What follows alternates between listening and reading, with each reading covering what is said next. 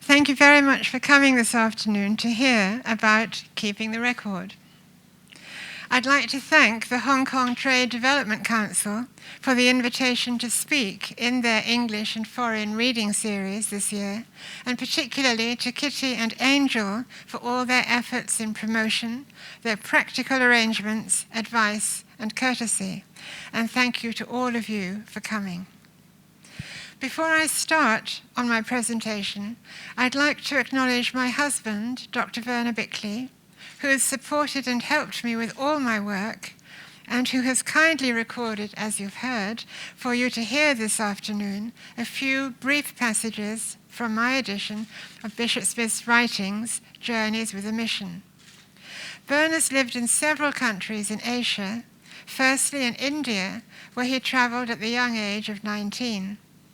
He's been in Hong Kong since 1982 or so, when he arrived to be the founding director of the Institute of Language and Education, now absorbed into the Education University of Hong Kong. He was founding chairman of the English-speaking Union Hong Kong, and only a year or so, perhaps a little bit longer, ago, stepped aside to take up the role of chairman emeritus. We're delighted that Mrs. Margaret Leung, who succeeded him as chairman, is with us this afternoon. I myself arrived in Hong Kong in 1970 to teach English literature at the University of Hong Kong, and have lived here mainly ever since, retiring from the Hong Kong Baptist University after teaching there for 22 years. As for Hong Kong history, I knew little about it until 1972. In that year, the Hong Kong Public Records Office was established, and I attended a talk given to the Royal Asiatic Society Hong Kong by the first Hong Kong government archivist, Mr. Ian Diamond. In his talk, Mr. Diamond introduced the Hong Kong Photographic Collection, illustrating it, appropriately, with photographs from the collection. The photographs and what they showed impressed me greatly, and I wrote a poem about the experience. I'm going to read it to you, but before I read it, I need to explain something about early photography. You may all know this already, but I didn't know it in 1972. And that is, you had to have a very long exposure in order to take a photograph. And if somebody walked across in front of the camera lens, they wouldn't be recorded. And one of those photographs that Mr. Diamond showed, it just had a smudge. And he said that smudge was a person. And I thought that was rather sad, that a person could exist, and the only record might be a smudge on a photograph. So I wrote a poem. And the poem is called For the Record, and it is in this book, and it chimes perfectly with the topic of my talk today, keeping the record.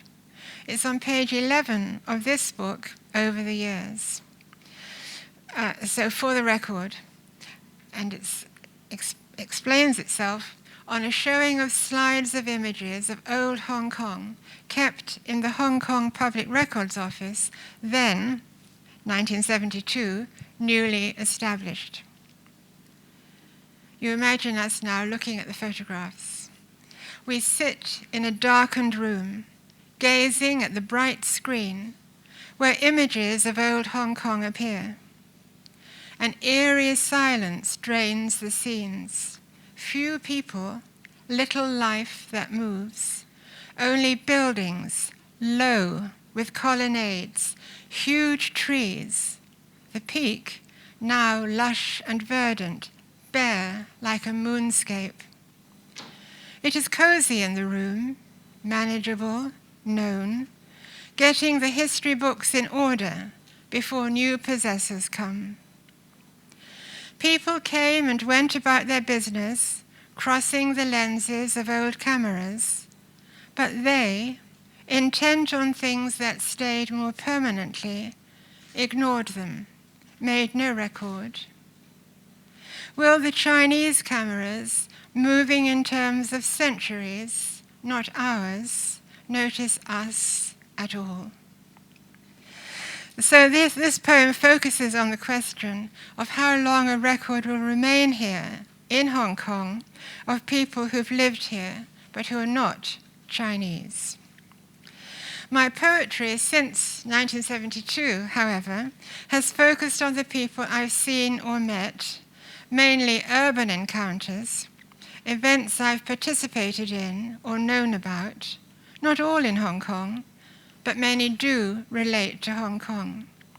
You can find many of these poems in, over the years, I pointed it again, poems selected by my husband, which he collected from my 5 previous poetry collections, For the Record, Moving House, Sightings, China Suite, and Perceptions. For example, you'll find a flute player, a fortune teller, a Hakka grandmother and grandson, an elderly jogger, thoughts about an earth god shrine, old banyan trees, the Hong Kong Arts Festival, light pollution, sea funerals, the DB ferry gangway, a morning walk, an accident during Qingming Festival 1991, and an interpretation of how the sea goddess Tin Hao might have felt when her temple was moved from Chek Klap Kok village to make way for the new airport. And there are many other Hong Kong topics in these poems. I'm going to read one. The poem is about a street musician, and I wrote it in September 2007. I was impressed by his humility and dignity, as well as by his musicianship. It struck me how different his situation was from that of the international artists who perform at the annual Hong Kong International Arts Festival. In my poem, I end with an appeal that respect should be given to this street musician, not only a small sum of money. It's page 70 in this book. So, the flute player, sweet and low. The sweetness of his well-played tune was lovely to hear. Lovely to see was his seriousness. He sits low on the ground, here where we pass, thoughtlessly, wordlessly, ignoringly by.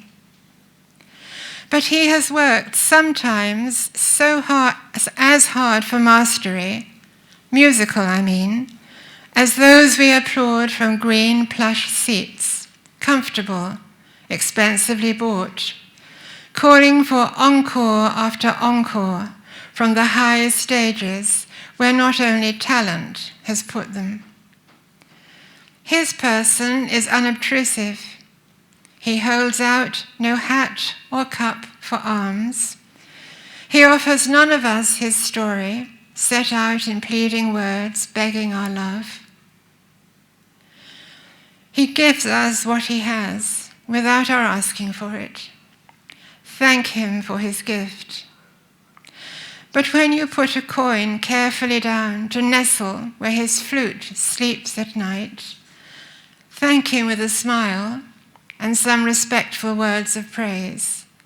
He is an artist too, and has his quiet pride. So this poem first appeared in my first poetry collection, For the Record, and the other 4 collections, which I've already named, followed: Moving House, Sightings, China Suite, and Perceptions.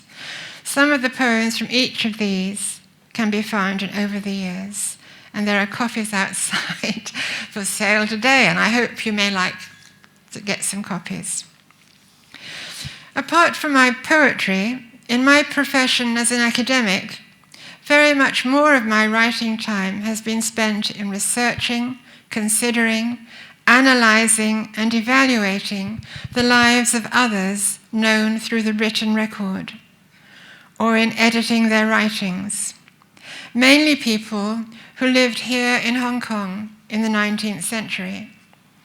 And since my academic subject is English literature, my writing subjects have been those who wrote in English or whose lives have been recorded in English. My first book of this type was The Golden Needle, the biography of Frederick Stuart, first head of what is now Queen's College, and first head of the Government Education Department. He had a very varied Hong Kong career, which I've documented in other books, including The Development of Education in Hong Kong, big fat book. You can use it to stand on or to keep your door open. A Magistrate's Court in 19th century Hong Kong, and the complete court cases of Magistrate Frederick Stuart. Today, I'm going to introduce the man who selected Frederick Stuart for appointment as first headmaster of the now Queen's College, the Right Reverend George Smith, first Anglican Bishop of Victoria, i.e. Hong Kong, as well as the world he operated in.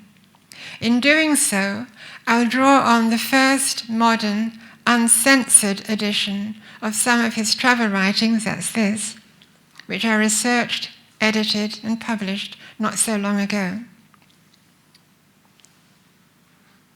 Right, wrong one. I'm grateful to Archbishop Andrew Chan, who's been supportive of my work on Bishop Smith for a very long time, first when Bishop's chaplain, then when Dean of St. John's Cathedral, and after that as Bishop. As already mentioned, he's now Archbishop. As I already mentioned, doubtless because of his support for history. I already mentioned my husband, Dr. Werner Bickley, has given continuous and unfailing moral support. And we'll have the pleasure of hearing video recordings of him reading some short passages from the book later. So you can see both of them. You can see which is which. My husband and Bishop Andrew Chan at a previous talk on Bishop Smith given at the University of Hong Kong Reading Club. I'm grateful to the Lord Wilson Heritage Trust for providing an element of funding to support some of the work towards the research, preparation, publication, and launch of this book. I also thank Hong Kong Baptist University, which allocated faculty funding towards earlier stages in the work. The book could not exist at all without the kind permission of the Church Mission Society, previously the Church Missionary Society, for permission to publish their original material as well as illustrations from their publications. So that's what's in here. And the lovely portrait of George Smith, used for the book cover, is by kind permission of Hertford College, Oxford, and Art UK, London. I'm going to show you some slides, and then we'll hear Werner's readings from the book. So George Smith, who I'm mainly talking about, was born 150 years ago. Am I correct for that? Perhaps I'm not correct with that. He was born in 1815. How many years ago is that? Somebody do the arithmetic. One day, how many years ago? 200. There we are. Somebody else's arithmetic is much better than mine. Thank you. One day after the Battle of Waterloo, and died a relatively young man, age 56, on the 14th of December, 1871. Oh, going backwards. Oh, that's very interesting. Oh. Here we are, thank you very much. So here is an artist's impression of what Bishop Smith looked like. I think a few of us are quite familiar with this portrait.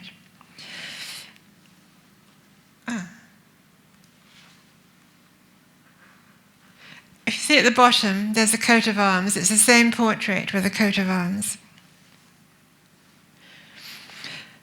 So he didn't start off as a bishop. He started off as a clergyman, and he came out to China as one of the first Church of England clergymen, one of the two first Church of England clergyman to come out. It was his, so he came out a very long time ago, 1844. Hardly any Westerners had been to China at that particular time. So he left 2 weeks before his 29th birthday, and he arrived in Hong Kong 25th of September 1844. You see what a long time it took to travel in those days. Unfortunately, his health failed. It's actually working, perhaps I'm holding it upside down. That's the problem, I'm holding it upside down. Right. So he was invalided out. His health failed. There wasn't any air conditioning in those days. There were no hotels. Everything was really, really hard and difficult. And he had set himself the objective of learning Chinese. And I don't know how strange it seems to us today, but learning Chinese was regarded as very bad for your health. It was so stressful. You had to spend so many hours learning it, and it was so hot. So his health failed. I don't know whether it was only from trying to learn Chinese, but his health failed. And he had to leave the China mission, much to his disappointment, and arrived back in the UK on the 6th of October, 1846. Now, because so very few people had gone to China at that time, Westerners at that time, people were very, very eager to hear what he had to say. And so he was consulted by very, very important people, leading politicians and other important people, about China, policy, etc., as well as about education in Hong Kong.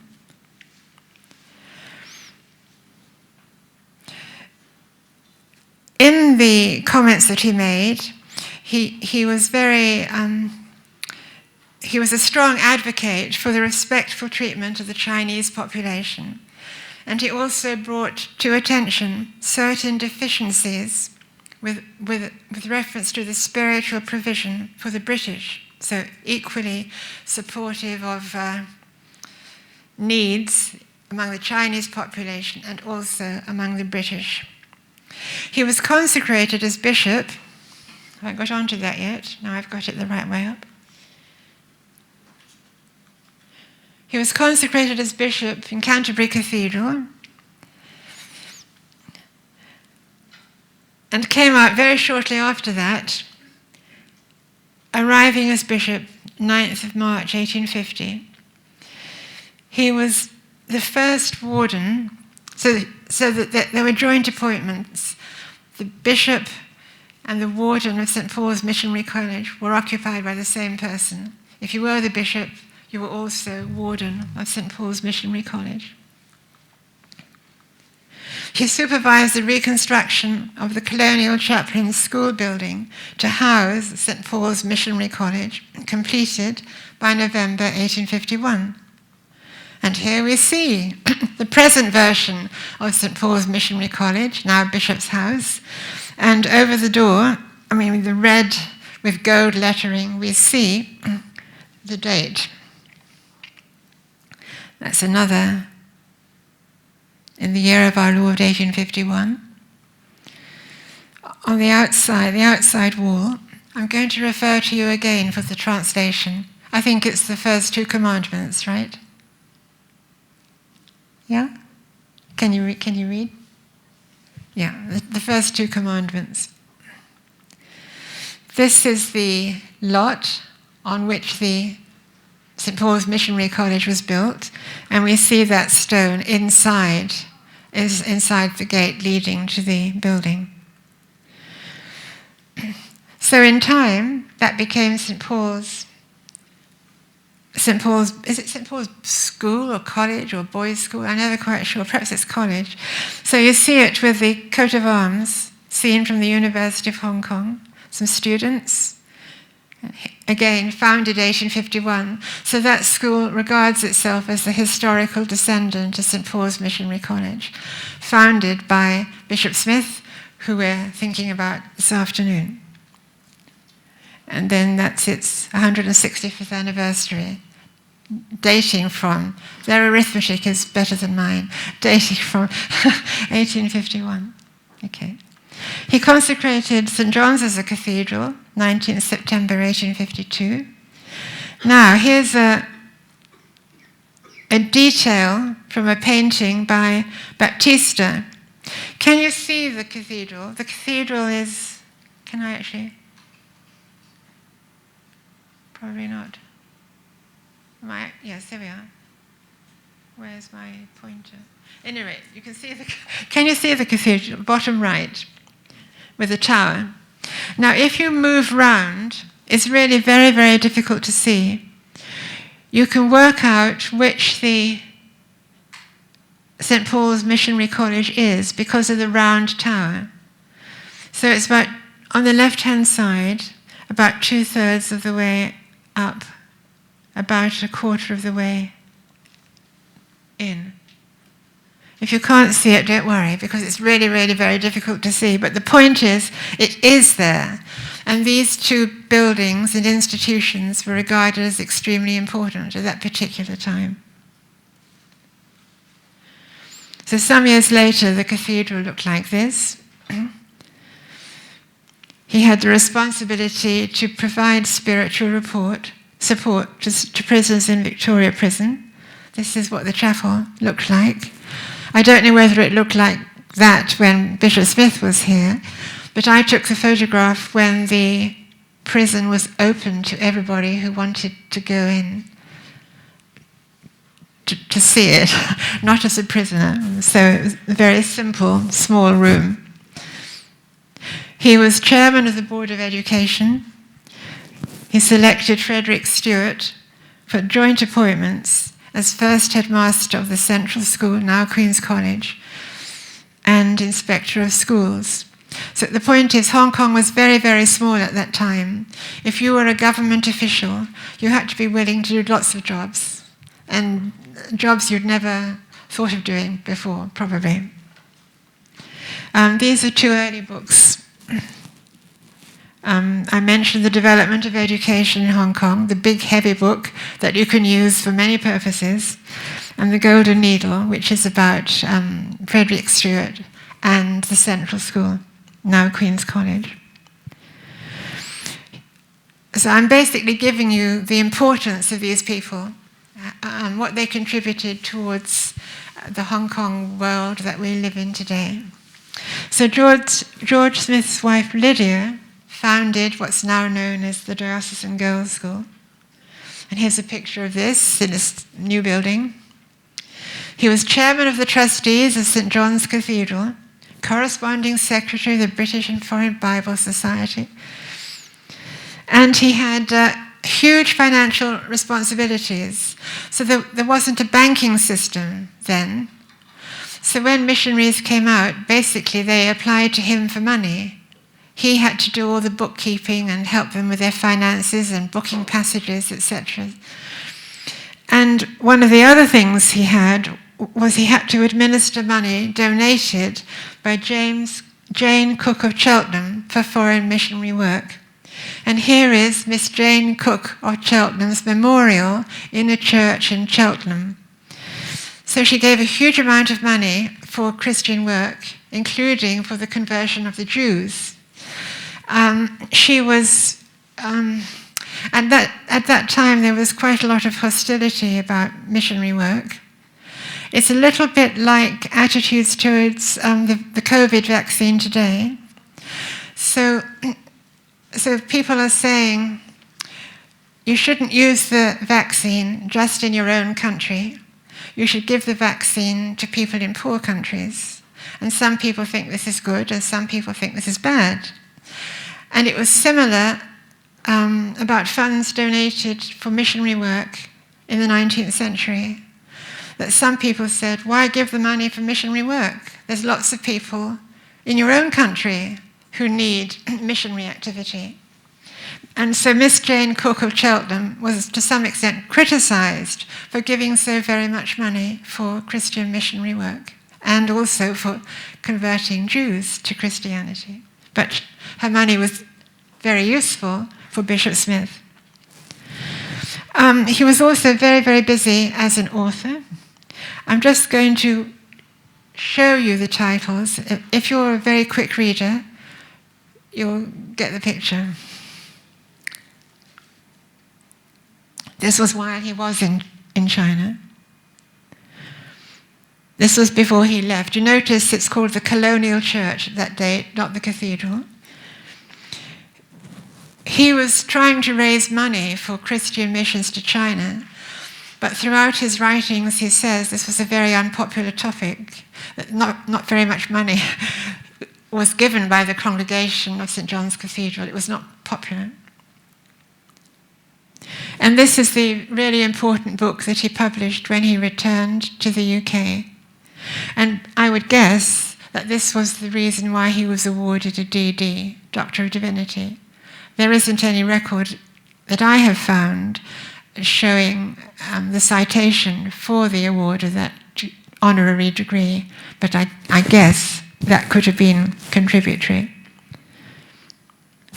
Seems somewhat a different topic. This is a spiritual book. Bishop Smith was rather a good-looking man, and he seems to have been a popular preacher, shall we say a society preacher, as his father-in-law had been.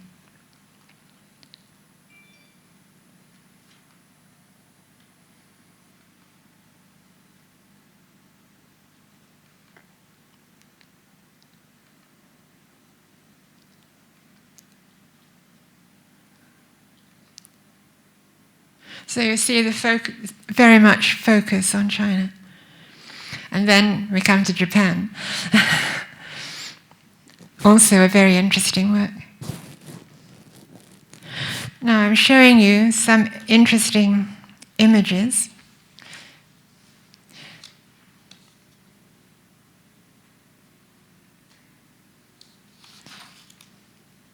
I've whizzed through all of these. Now, this is Hong Kong. Can you see the cathedral?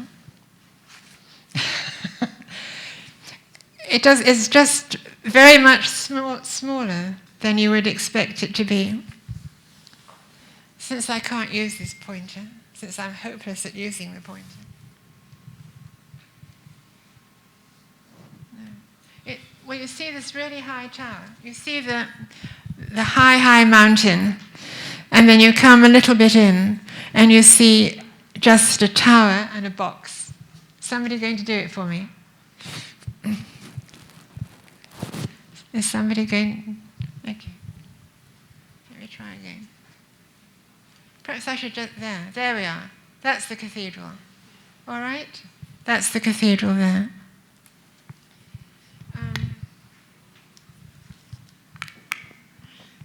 Now, I want to contrast the prominence of the cathedral in the 19th century with what the cathedral is like now. So I very much doubt that you could see the cathedral now from Kowloon. But you saw that in that earlier painting, it's prominent. You can see it very clearly from Kowloon in the harbour, etc. So that gives us an idea of the prominence that Bishop Smith would have occupied in an admittedly very much smaller Hong Kong, but regarded as having enormous importance as being an entrance into China. Can you see it again? The cathedral there? Now, I managed to do that. Why didn't I? Ah, there we are. There's the cathedral, right? Again.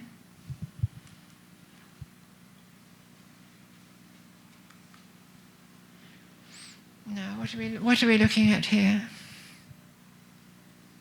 Yes, far left, we have I assume this is St. Paul's Missionary College because of the tower. You see the tower here? So whenever you're looking at one of these old paintings or photographs, look for the round tower, and that will help you to identify where St. Paul's Missionary College is.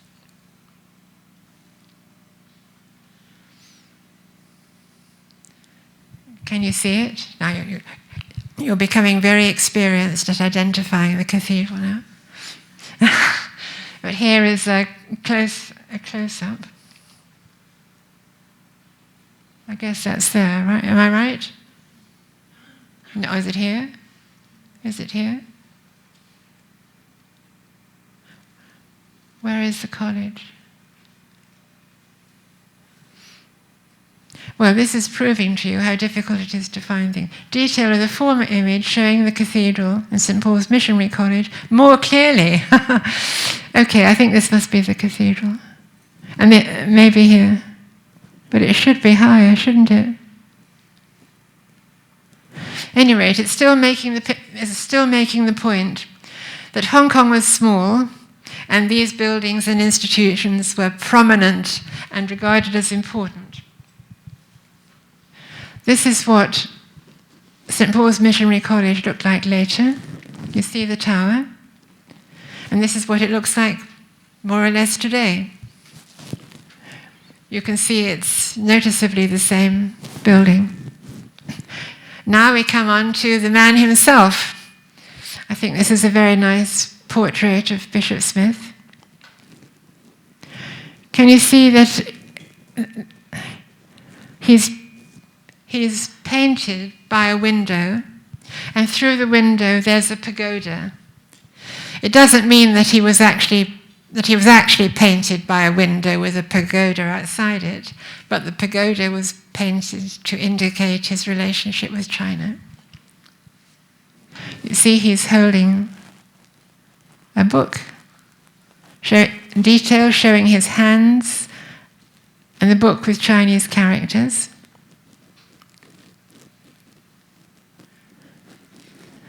And here we have translations. Literary translation, Jesus the saving Lord of the world. English rendering, Jesus the Saviour of the world. And the above notes courtesy Dr. Xin Jan Chu, who is here today. Thank you. And I'm going to rely on Dr. Chu for the answers to any really difficult questions. So don't be afraid to ask difficult questions. Dr. Chu will be the person to answer them, I hope. I mean, he's willing. He's very willing to do it. Now here is George Smith, a very tall gentleman. Here he's aged 46. Here he is aged 47 to 51, writing appropriately. Now, before he came out to Hong Kong, as many people did in those days, before they made a long journey, they did their best to make their future lives comfortable. They got a wife. And this is where Bishop Smith married his wife, Lydia Brandram. Now, the Brandrams were a prominent family. They seem to have made a lot of money through selling artists' supplies to famous artists like Gainsborough, Constable, etc. And they were very wealthy and very prominent. So he got married 6 weeks after his consecration as bishop. He was married here. And Lydia was the only daughter of Andrew Brandram, then rector of Beckenham, as secretary of the British and Foreign Bible Society. So he married into evangelical aristocracy. So this is the oil painting of Reverend Andrew Brandram, Bishop Smith's father-in-law. He settled a certain sum of money on his daughter on her marriage. And it may be supposed that this was a useful supplement to the married couple's income. And I suppose probably they spent a lot of it on the Christian mission. Based in Hong Kong, I read this delightful thing. So that's the memorial tablet to Andrew Brandram. So the fact that he has such a very big memorial tablet in the church shows the appreciation that the congregation had for him.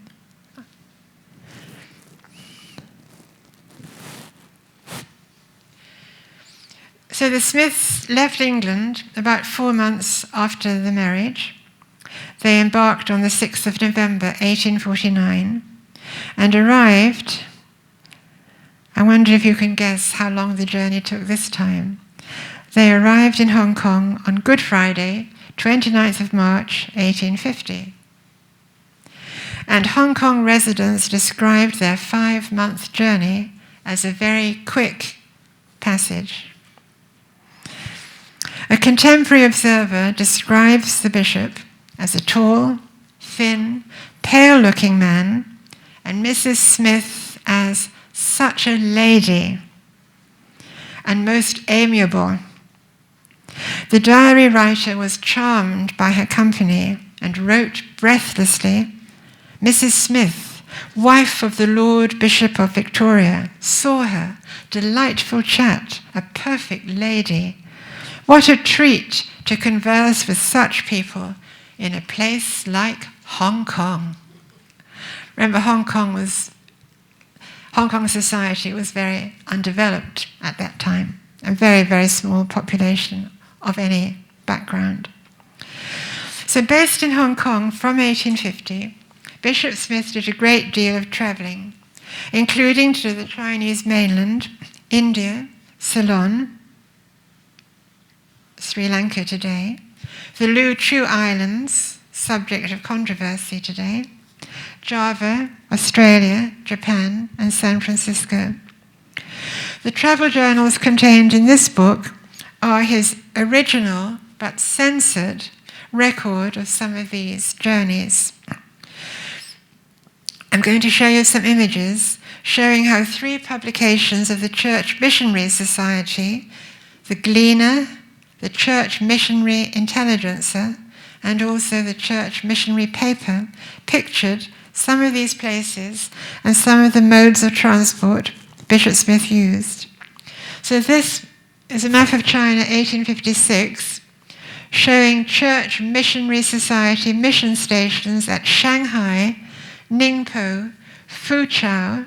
These 3 are underlined. And treaty ports at Canton, Amoy, Fuzhou, Ningpo, Shanghai, a circle around a solid dot.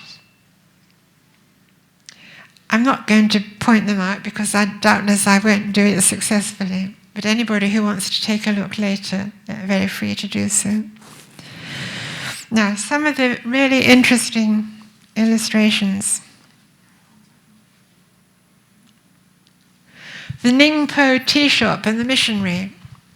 So this is what missionaries did in those days. They went to places where there were people. So anybody else might have gathered the people together, and then they had an audience, and they tried to introduce Christianity to them. So we see the missionary sitting down, and the people looking at him look rather startled and not really very eager to listen to what he has to say. Here is a street in China. It doesn't say where. The city and suburb of Ningbo, 1856. We'll hear a reading relating to a scene like this. Episcopal Church, Ningbo. So these are all from missionary publications in the 19th century, and I suppose people who supported missions would buy these publications and be very interested in what they saw, and would be encouraged to give more donations because of the information. On one occasion, missionaries were denied entrance to a city, a walled city, and this is a picture of something like that. Another street scene. So people in England were totally fascinated by China at that time. Ningpo. Now, I mentioned, we're not in India now, I mentioned that Bishop Smith did a huge amount of travelling. So how did he travel?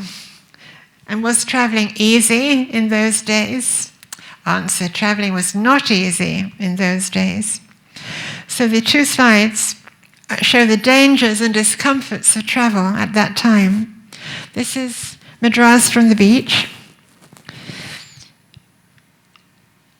The boats with awnings in the foreground are the well-known Masula boats, which alone are used for conveying passengers through the surf, you see. They are flat-bottomed, and the sides are at least 6 feet high. No iron is used in their construction. The planks are sewn together with line, that is rope, made of the outer coat of the coconut. So in order to get to land, you had to go in one of these boats and go through the surf. It doesn't look very pleasant. And then this was another way of travelling, and that was by dak, being carried for hundreds and hundreds of miles in something like that. I dare say it wasn't so good for the people carrying you, but they were relays of people. They were changed every few miles. Apparently it was excruciatingly uncomfortable. So Bishop Smith had lots of important positions in Hong Kong. He did a lot of travelling, and he had 3 children. So 3 children were born in Hong Kong. The first, Henry Van Brandram, named after his grandfather, Brandram. He was followed by a second son, Andrew Brandram, totally named after his grandfather. But the second son died when he was a toddler, and he's buried in Hong Kong. And so that's the sort of a distant view, and here is a closer view. And the inscription and the name can just be made out. And I thank Jeffrey Emerson for taking the photographs for me.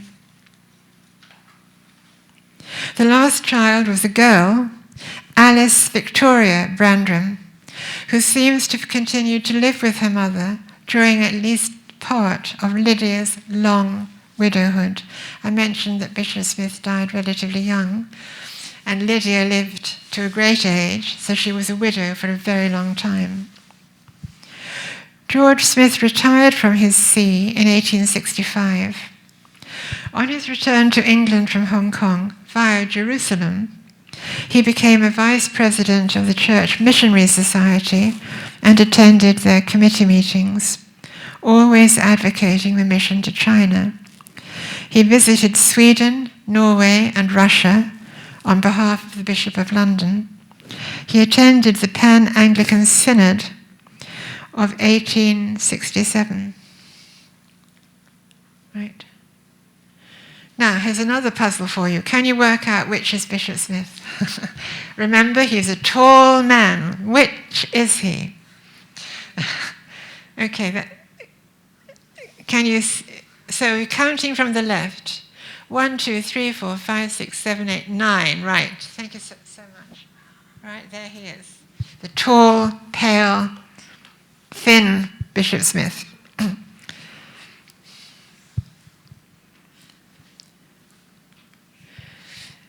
At the time of his death, he was living here, 3 Haddow Villas, now named 3 Elliot Vale, Blackheath, Kent. The cause of death was given as paralysis of the brain.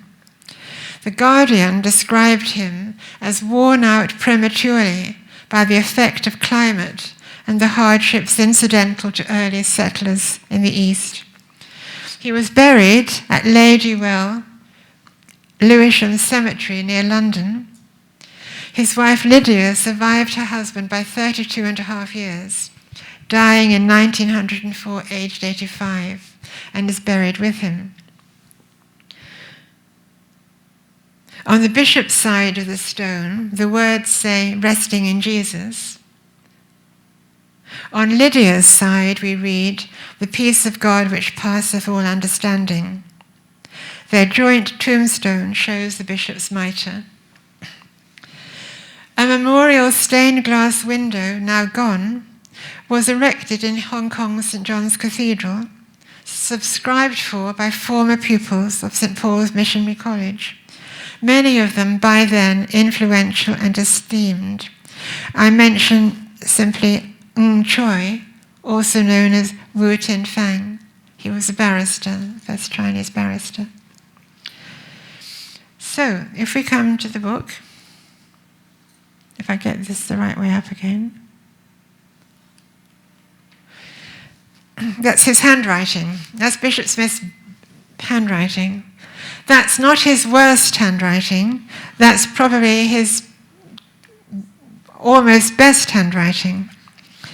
So I had a great deal of fun transcribing this. You notice he crossed things out, he wrote things in the margin. I think this was a fair copy. I think he made notes when he was travelling, and then he wrote it up later. If you look at the very bottom, you see his signature, G. Victoria. Not G. Smith, but G. Victoria.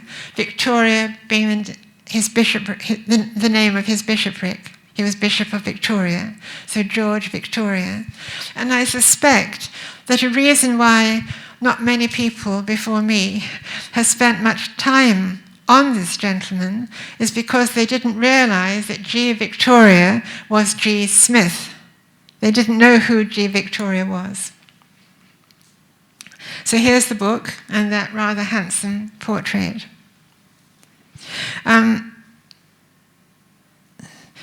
As I mentioned, wait, I think I've got another photograph to show you. Yeah, that was the launch. That's one of the launch of the book. So that's Werner. And now we're going to hear Werner read in recording some passages from the book. I've chosen them to give you some idea of its subject matter and tone. I'm most grateful to him for doing this, particularly because he recently walked on his glasses and the frame has been bent out of shape. So it must have been very difficult for him to read with those glasses.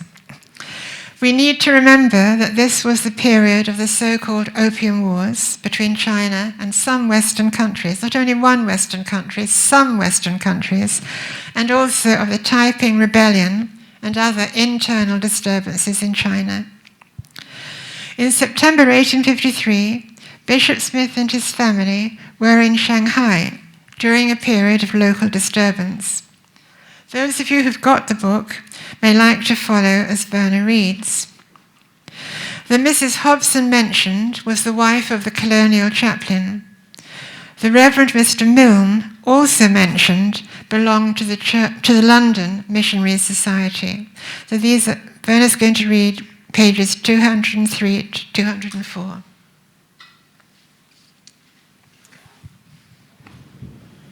Monday, September the 26th, 1853. I accompanied my wife and Mrs. Hobson with her little boy and our own elder child in chairs on an excursion into the fields to the west of the foreign settlement. A little more than a mile distant, seeing the Reverend Mr. Milne, I also with his wife and child, taking the air and hearing shouts and signs of excitement in the direction for which he was making, I hurried on to overtake him and learn the particulars. We had time to send our wives and children back to their home without any danger of molestation on the way, while we waited to learn the issue of the affair.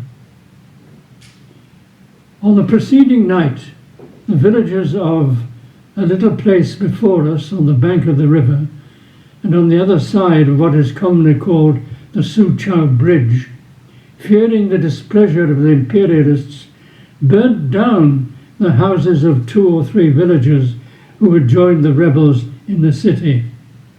This brought upon them the vengeance of the rebels, who were now expected to the number of 2,000 from the city to punish them for the outrage of the previous night.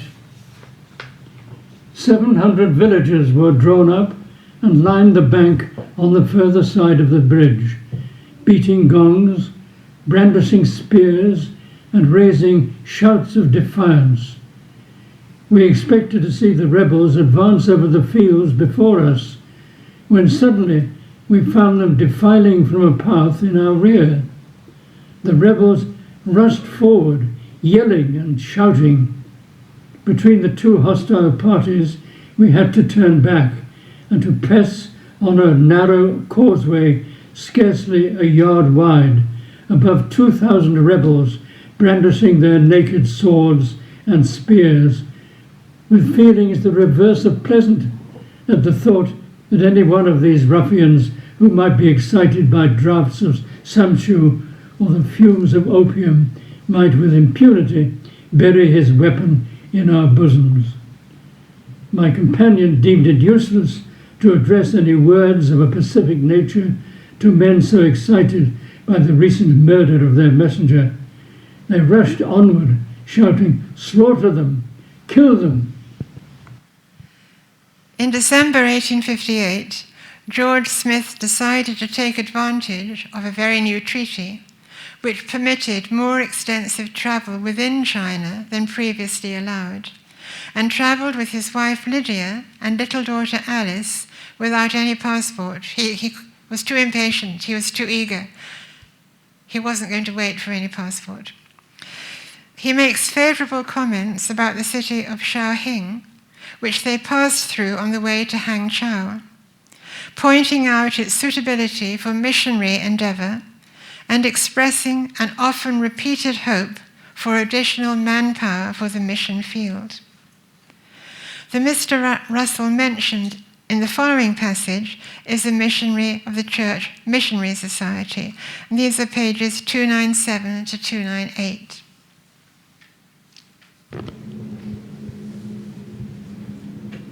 Mr. Russell and myself walked for 2 miles along the bank of the fine, spacious canal, lined with streets containing a busy, well-clad and apparently thriving population, and abounding with corroborative evidence to support its claim to celebrity as among the most beautiful and the most literary departmental cities of the empire.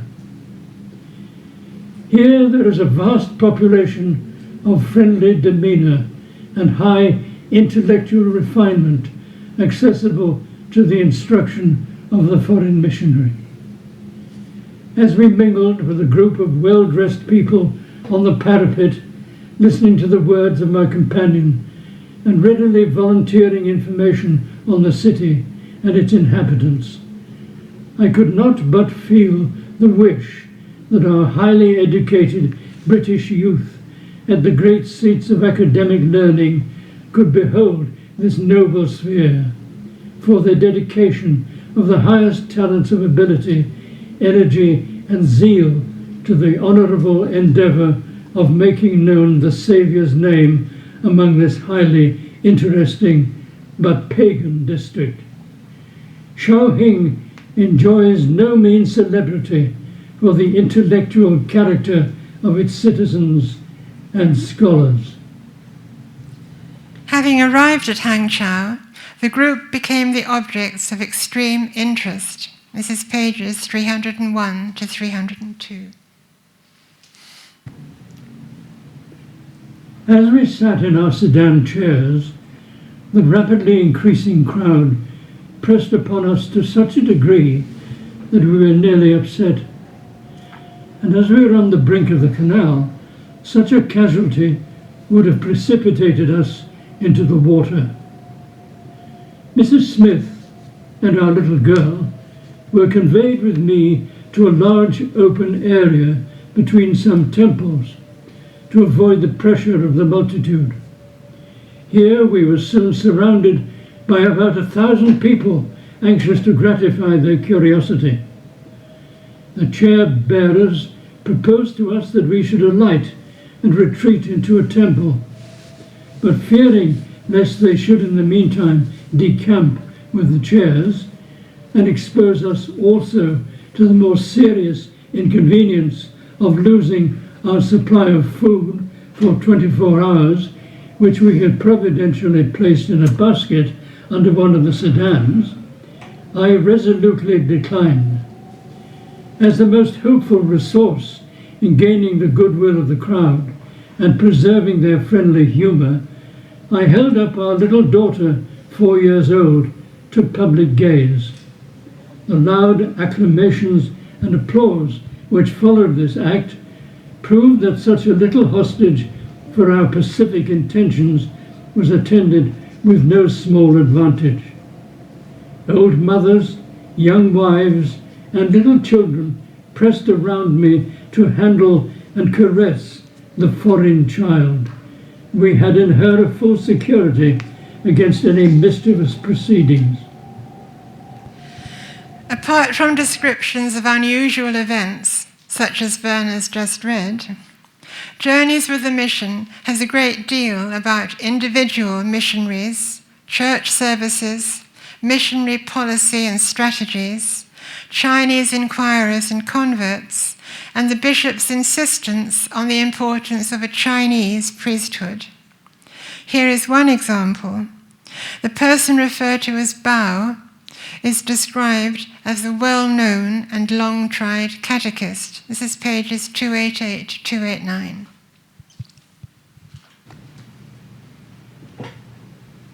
Our little assembling together this evening seemed to be attended with a good influence in restoring full cordiality and union.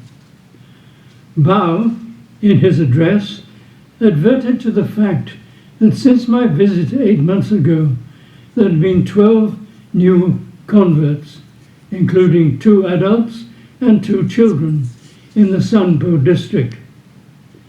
He spoke also of the increased spirit of inquiry perceptible among the Chinese, the encouraging prospects of extending the mission under the greater privileges of itinerancy and toleration secured by the new treaty, and the evident proofs of the pending political troubles and civil convulsions of China having directed the attention of many of his fellow countrymen to the gospel as a means of comfort and support under their trials. He especially noticed the incident of a Hangzhou gentleman lately in one of the chapels rising after Bao's address and publicly telling the people present, "Now the emperor permits you all to become believers." These are some small extracts from the record made by George Smith many years ago in my modern edition, bringing it forward to your attention many years after he passed away. So if Werner was here, I would say thank you very much, Werner, for your readings. As mentioned earlier, Bishop Smith died in 1871. How many years ago was that, since my arithmetic is not very good? Quite a long time ago. I'd like to share some of the obituary comments of his contemporaries. What did his contemporaries say on the occasion of his death?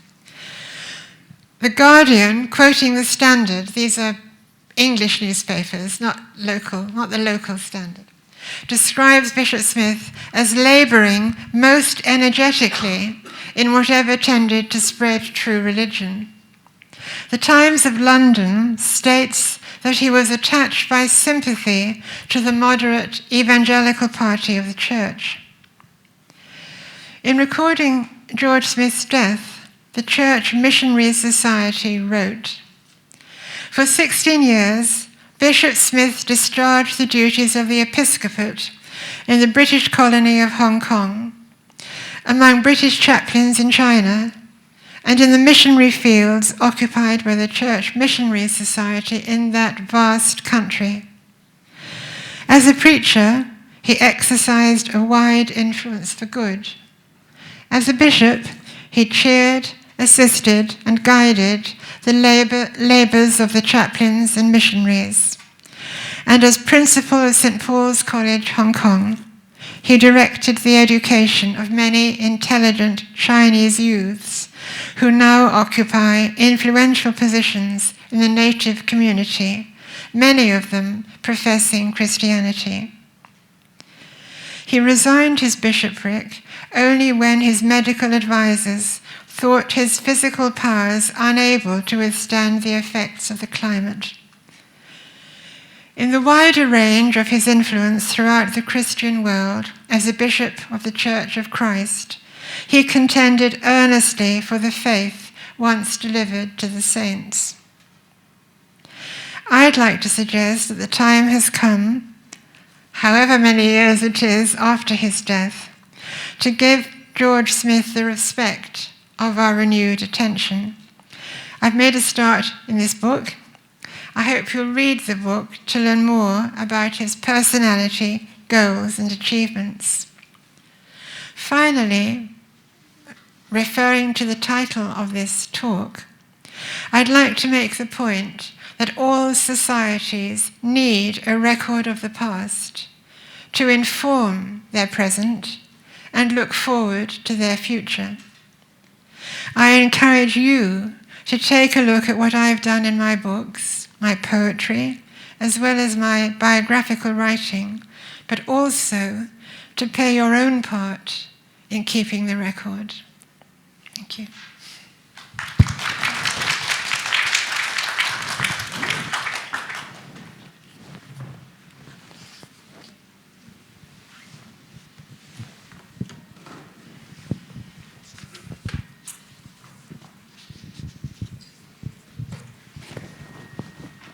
Thank you very much, Dr. Gillian Bickley, for sharing such inspiring content. We also thank you, Dr. Werner Bickley, for recording the readings for us. We will now move on to the Q&A session. If you have any questions, please feel free to ask our speaker now.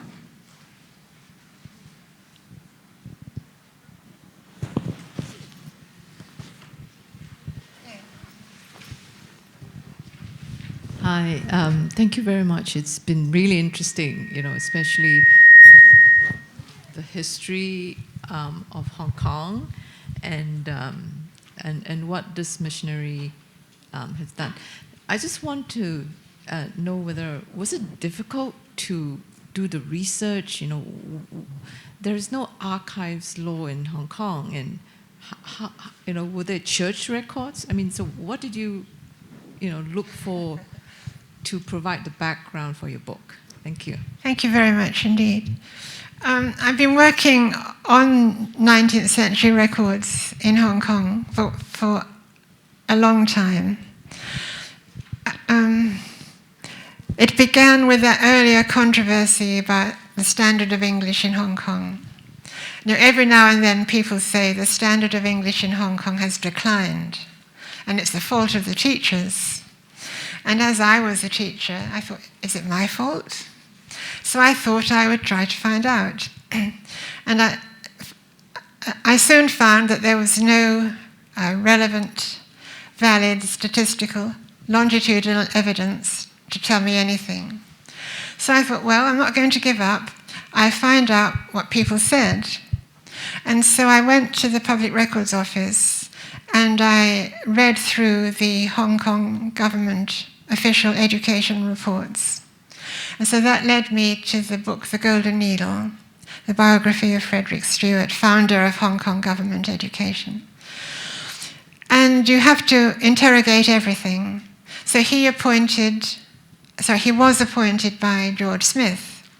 So then the question arises, why did George Smith appoint Frederick Stewart? So then I had to research George Smith. And that led me to, as you have suggested, missionary records. And there are a lot of archives in Birmingham. The University of Birmingham has many of the Church Missionary Society records. And there's also what's now called the Church Mission Society Library, which has some of the published materials. So all that is delightful to do, very time-consuming, very expensive, but fortunately I was then working and I could get research grants to help support it.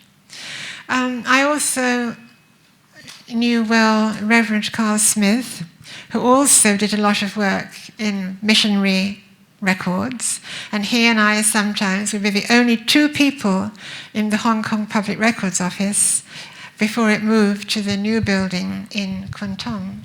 And so we could share materials and talk about what we were doing. So there's materials scattered everywhere. Quite a lot are in Hong Kong. People used to say that, oh, all the records were destroyed during the war. That's not necessarily true. And also an important series of documents, CO 129, Colonial Office 129, is in London. So when official documents were sent to London, London had what was sent to them. What was in Hong Kong would have been the drafts. And then London made copies, and then Hong Kong has bought back those copies, so that both London and Hong Kong have some of those records. So there is actually a great deal of material, but it's just time-consuming and expensive. Nowadays you can get more online, which wasn't possible when I was doing this, but nevertheless it's still time-consuming, and sometimes the more that's available, it takes longer and longer because you have to look at all of it and evaluate all of it. Are you doing that sort of work? I thought perhaps you might be thinking about it. But thank you very much for your very helpful question. I did plant some questions. I did write some questions that I was going to ask people to ask, but I didn't have a chance to hand them out. Margaret.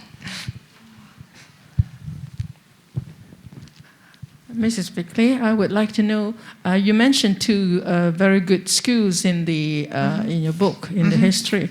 One is St. Paul Boys, and the other one is Diocesan Girls. Right. So if I'm interested to know more about these two schools, is there any source anywhere you have written something on it, or how can I get to it?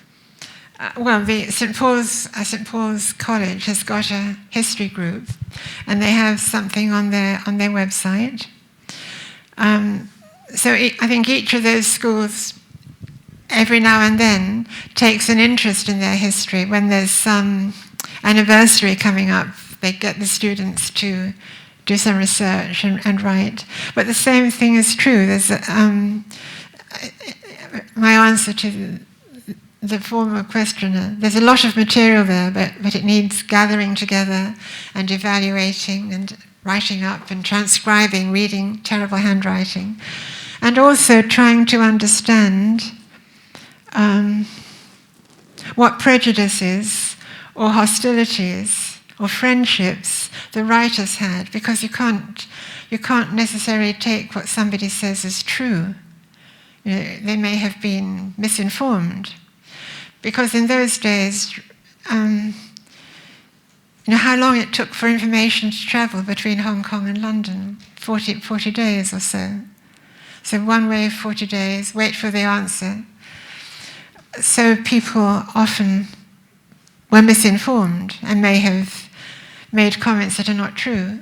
And then maybe somebody just read that comment and perpetuated the misunderstanding. So it's nothing that can be done quickly. But the big book I've done, The Development of Education in Hong Kong, it does include all the government reports with quite a lot of statistics. So that's quite a good start. I wanted somebody to ask me about censorship, because I said that this was uncensored and that previously it was censored. Is anybody interested in censorship? I'll explain what I found. So in this book, I have transcribed from the original documents.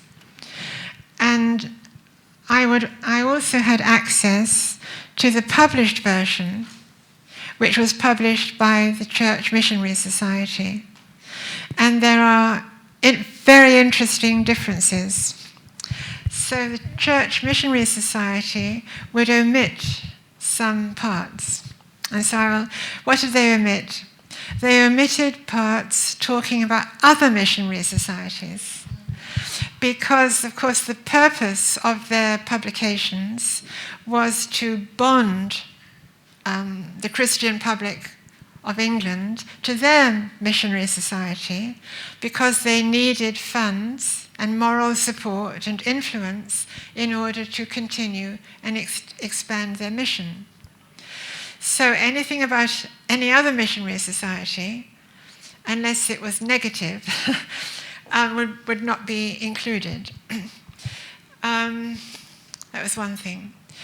Also, if there was any indication that there had been donations to the Church Missionary Society, that might be omitted too. Because, if you've got donations from, I'm a reader, if you've just got a donation from somebody else, I need not give you my money. Another thing was to do with anything to do with sex. Surprisingly, Bishop Smith was quite frank in what he wrote. So we all think, Victorian bishop, he must be very strict, he must be very puritanical. But he wrote what he had to say. But then the Church Missionary Society would edit it out. So when, for example, he's mentioned rape, either this would be omitted in the Church Missionary Society publication, or it would be referred to in a more general way, like aggression or violence. So these are three very, I don't know how many I said, was it 3 or was it 4? Very interesting differences between what Bishop Smith wrote and what actually appeared before the reading public in the 19th century. So this was a very interesting exercise. I mean, I learned a great deal from doing it. And so the impression you would get of Bishop Smith is quite different if you read what he wrote as opposed to what was published from what he wrote. Are there any other questions? I'd also like to talk about money. Where did he get the money from to do all his missionary travels? So partly, I think Miss Cook of Cheltenham, her money was given for the Christian mission. And he was very, very proper in his bookkeeping. So he had separate accounts according to who had provided the money and what they had provided the money for. He would never spend money for a different object than what it had been given for. And we think about all the things he had to do. So to do all this bookkeeping was extraordinary. And we think about the demands that must have been made on his finances. He was bishop in Hong Kong, but he didn't receive any money from the Hong Kong government.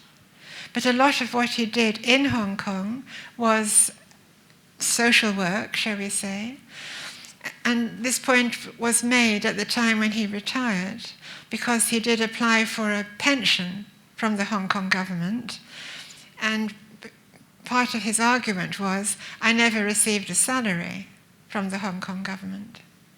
So, money may not seem the most interesting thing when you're researching the biography of a spiritual leader, but follow the money when you're doing this sort of research really does lead you to most interesting information and most interesting considerations.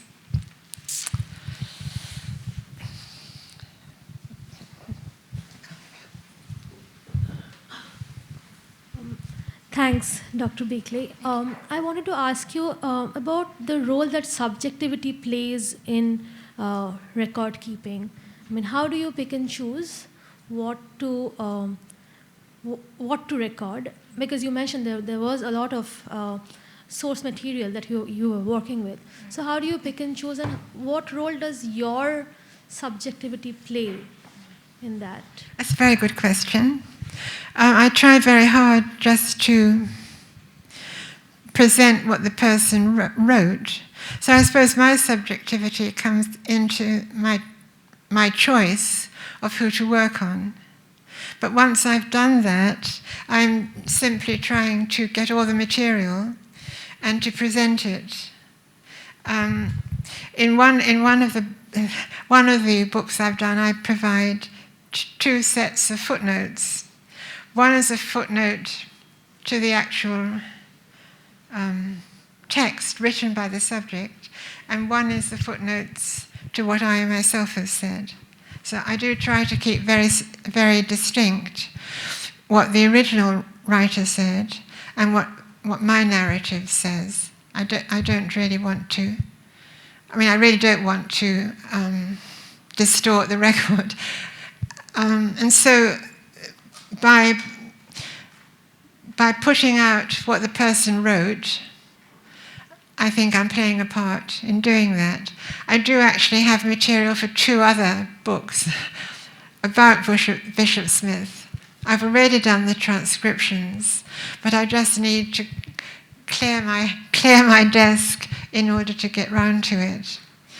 And sometimes you come across a great difficulty. So there's one document, and there's one word I absolutely cannot read. I've done the best I can. I've asked other people. I've enlarged it. I've looked at it from the back, looked at it from the front, compared the different letters with letters elsewhere in the manuscript. And it's a very important word because it's talking about an important topic. And is he saying he approves of it, or is he saying he doesn't approve of it? And so something like this, you're trying your best to work out what somebody did say, but sometimes it's impossible to do that. But from my own point of view, I am very honestly trying to present what the person wrote. I'm not trying to distort it in any way. Thank you very much for your question. Thank you, Dr. Bickley. Due to the time limit, if you have any questions, you can talk to our speaker privately after the seminar.